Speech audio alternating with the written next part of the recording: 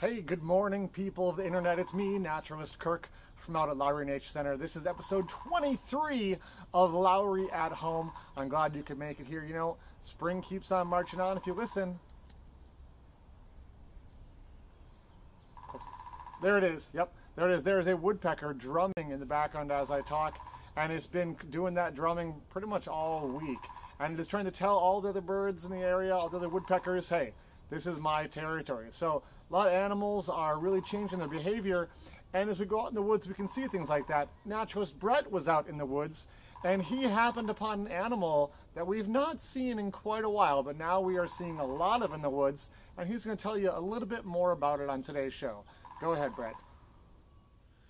All right, it is Naturalist Brett here at the LowryNC Center. Thank you for joining us once again at Lowry at Home. Today, we get to talk about one of my all-time favorite things. And I think I say that often, my all-time favorite things.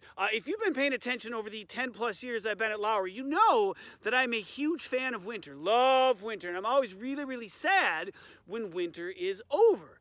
However, that doesn't mean I entirely hate spring. There is a couple things I like about it. I do love doing maple syrup. But my other really, really favorite thing about spring is that the snakes start waking up. And it's not like they've been sleeping all winter. They're ectotherms. And Elise talked about this yesterday. Their body temperature is that of their surroundings. They don't make their own heat. So in the wintertime, they've got to find a place to be able to survive, to stay above freezing so they don't freeze to death and die.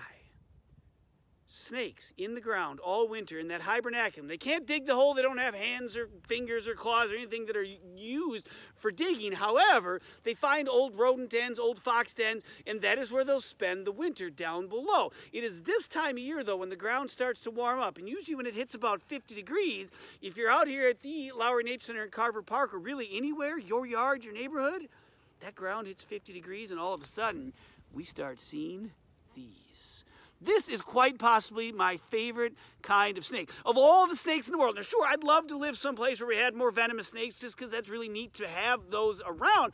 But this one, the garter snake, not gardener snake, you don't see it out there weeding and raking and hoeing. No, the garter snake, named for the little lines along its body that kind of look like a garter belt. Garter snakes, not only the most common snake in Minnesota, but I think the coolest snake. And let me tell you why. First and foremost, snakes are reptiles. Reptiles lay eggs, except the garter snake doesn't lay eggs. If you lay eggs, we say you're oviparous. If you give birth to live young, we say you're viparous. If you're ovoviviparous, you are an egg layer that keeps your eggs inside of you. They hatch inside of you, then you give birth to live young. That's right. Science likes putting everything in nice, neat little boxes. Reptiles, oh, they have teeth and they have claws. This doesn't have claws. Oh, but they lay eggs. This doesn't really lay eggs. Secondly, in Minnesota, we have 17 different species of snakes. One of them, which is venomous, the timber rattlesnake. Of the 16 that are left, 8 are constrictors, meaning they squeeze their food to kill it before they eat it. The other 8, and this one included, is neither. Meaning if you are a garter snake, you eat your food while it's still alive. Now, what that means is, can you eat an adult mouse? No, adult mice are far too dangerous to be able to eat. They have teeth, they have claws, they can cause problems.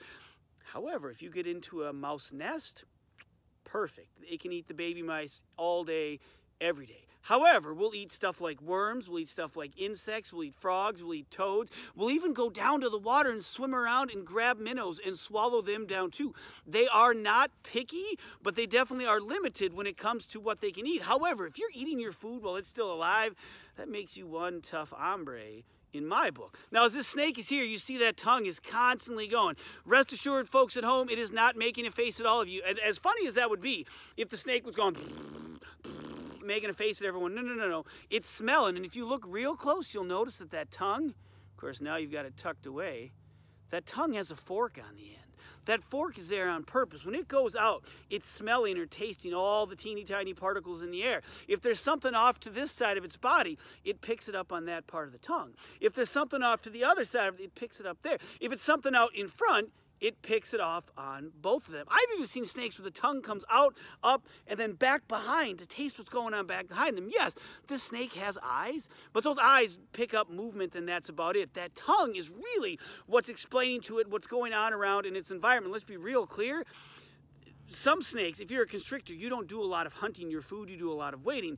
Garter snakes a little bit different because, again, they can't just grab their food, wrap around, crush it, and then eat it. They have to eat it while it's still alive. Now, not only the most common, probably one of the more aggressive snakes, this snake I've been holding on to a while, so it has gotten rather docile in my hands. They are not like this when you go to pick them up. One, you're most likely going to try to get bit. Everything with the mouth can bite. Even a teeny tiny mouth like this one could bite you. Two, more likely, it's going to, and Elise talked about this yesterday as well, it's got this nasty, stinky stuff that it'll squirt out of its vent, which is its teeny tiny little snake butt, which is that little white area right there in the middle, kind of by my thumb. Out of there comes this nasty, smelly, gross stuff. Oh my goodness, when it ends up on my hands, my arm is not long enough to get it away from my face to be able to smell it. However, don't care. Being able to pick one of these up and show people and get them up close to it, I would take that anytime. But it's that smell. You got to remember, most animals don't have this magical thing called a thumb, so when they pick an animal like this up, they're using their mouth. And so when that's in their mouth and out comes that nasty, gross, stinky, animal spits it out, and that's exactly what the garter snake wanted you to do. Well, I hope that you get out and enjoy these warm, sunny spring days, and while you're out, keep your eyes open.